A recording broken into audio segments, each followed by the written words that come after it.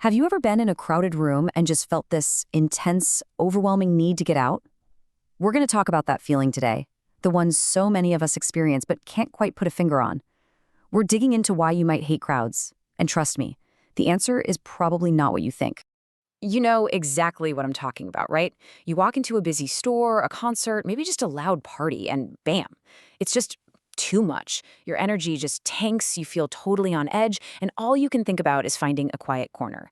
And it's so easy to just label that as, oh, I'm just shy, or I guess I have social anxiety. But what if that's not really the whole picture? What if this feeling isn't some flaw you need to fix? What if it's actually hardwired into your brain? That's the idea we're going to unpack right now. All right, so let's move past those simple labels of shy or anxious. We're going to look at the actual science behind this feeling. And it has everything to do with how your brain is built to perceive the world around you. Okay, so here's the official term for it: high sensory processing sensitivity, or SPS for short.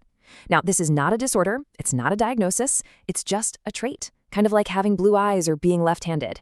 It just means your nervous system is designed to take in and process all the sensory stuff: sights, sounds, feelings, way more deeply and thoroughly than most people. And this, right here, is the absolute key. This isn't something you can just get over by trying harder. It's not about being weak or needing more willpower. It's about your fundamental neurological wiring. It's just how your brain works, period. Okay, so what does it actually mean to process things so deeply? Let's dive into what's really going on inside your brain when you're in one of those situations. So imagine you're back in that crowded room. For a brain without SPS, it's pretty good at filtering things out, just focusing on one main conversation. But for a brain with SPS, whoa, it is taking in everything all at once. It's hearing bits and pieces of 5 different conversations. It's noticing the way the lights are flickering. It's processing the thump of the bass from the music, tracking all the people moving around, and it's even picking up on the subtle emotional vibes in the room. Honestly, the best way to think about it is like this. Most people experience the world in standard definition. Their brain has this built-in filter that kind of blurs out the background noise. But if you have SPS, your brain is experiencing the world in high definition, 4K, all the time. Every single pixel, every sound wave is coming in crystal clear. That is an incredible amount of information to manage. So if your brain is constantly streaming in all this high-def data, what happens next? Why does it lead to that feeling of being completely overwhelmed and wanting to escape? Well, it's actually a pretty brilliant survival mechanism. It all happens in a sequence, right? First, you get that massive flood of high-def sensory input. Then, your brain, doing what it does best, tries to analyze all of it in detail. And third, just like a computer with way too many tabs open, your nervous system just hits its limit. It gets completely overwhelmed. That desperate urge to leave, that's step 4. That's your brain in protection mode. You're not being rude or antisocial. You're literally preventing a total system crash. And that's the core of it all. Your need to avoid crowds isn't some weird quirk.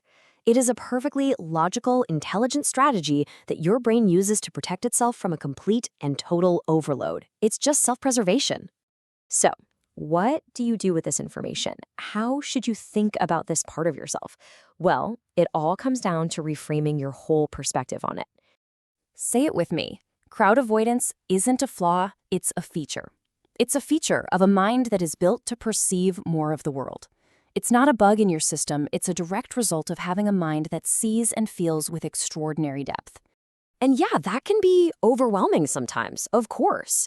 But that exact same trait, it allows you to see beauty that other people miss. It allows you to feel empathy on a much deeper level and to notice all these subtle little things in your environment that are basically invisible to most people. You're not just getting more of the bad stuff, like the noise.